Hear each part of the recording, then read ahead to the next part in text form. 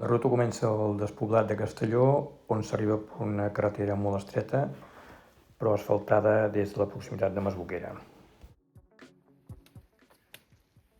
Des de Castelló anem pujant pel GR192, totalment empordanat, fins a arribar al Coll de la Creu.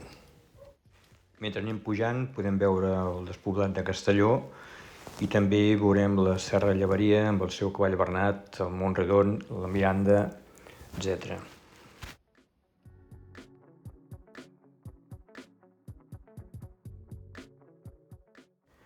Des del Collet de la Creu tindrem una vista molt bonica de tot el que és la Serra dels Sedals. I és aquesta serra que passa per el Molló Puntaire, per la Portella o pel cim dels Avencs i que acaba al final amb la Mola del Nadell.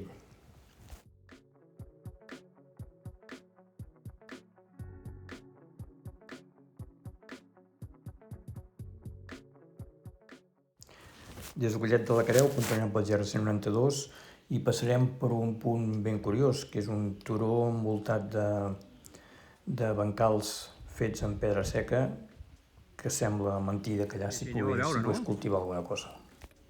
A l'arribar al coll del Corral de Cala Torre deixarem el GR192 i ens dirigirem cap a un dels llocs que també em va semblar força interessant, que és les restes del Mas de Navaes. Aquest mas està situat sobre un turó que li oferia unes vistes molt bones a tot el que l'envoltava.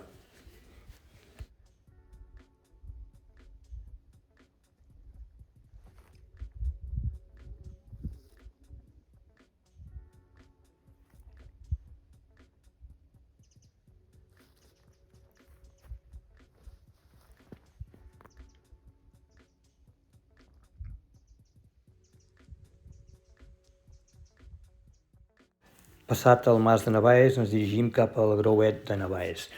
Aquí el camí, mica en mica, es va fent més tècnic sense que sigui un camí difícil, però diguem, ja no anem per pistes, ja anem per camins estrets en què la roca hi és present i doncs, hi ha moments en què tens que anar amb una mica més de compte i una mica més lent del que anaves mentre anaves pel GR192, que realment era molt còmode de fer.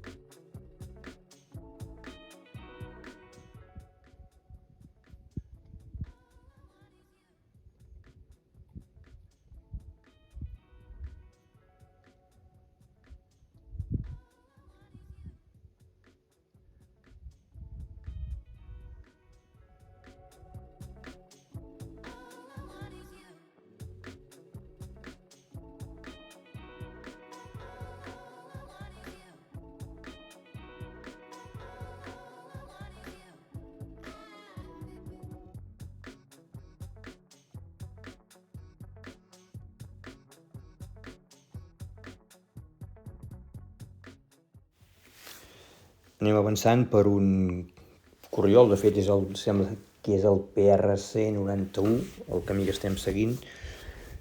És un PR que no té cap gran dificultat tècnica. De fet, a més vaig trobar un o dos punts en què hi havia flanquejos molt curts, potser de 1, 2, 3 metres de llargada, és a dir, molt curts, però amb bastanta exposició, i com que allà algun d'aquests punts el terra estava una mica humit, realment tenien un cert risc.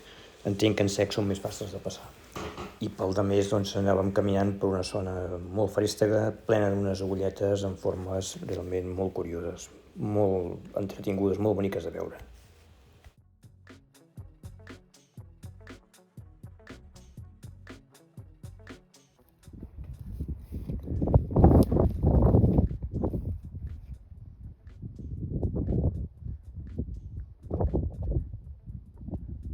Mires a casa i no és el mateix.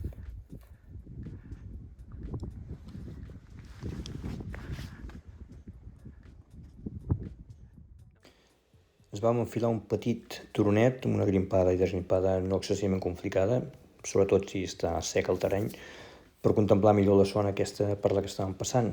Des d'aquí us veia el naixement de la brancada que baixa cap a la zona dels Algars i que després enllaça amb el barranc de Llèria més avall. La veritat és que és una zona espectacular. Veiem també la Portella del Xato, o sigui, tot aquest tros de la Serra dels Adals.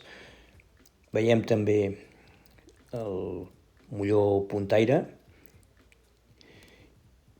i sobretot és un mirador que permet gaudir de les precioses formes que agafen les agulles que tenim en aquest sector de la caminada, que per mi és la més bonica de tota l'excursió.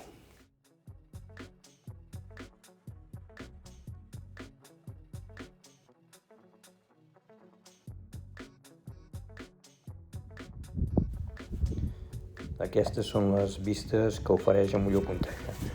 És un 100 cims i la veritat és que tant per lo atractiva que és la zona com per les vistes que té, s'ho mereix.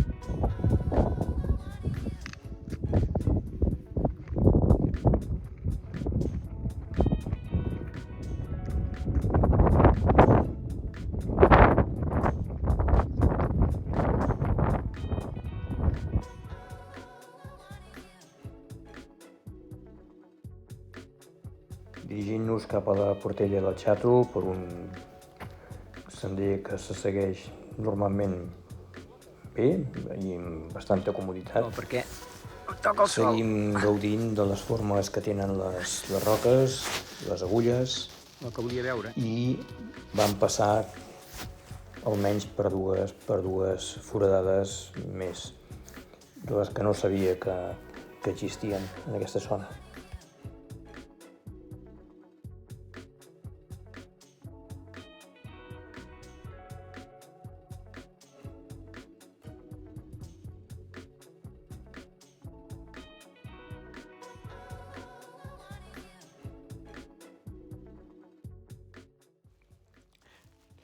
Des de la Portella d'en Xato fins a Castelló vam anar sempre per pista que estava en molt bon estat i no suposava cap mena de problema.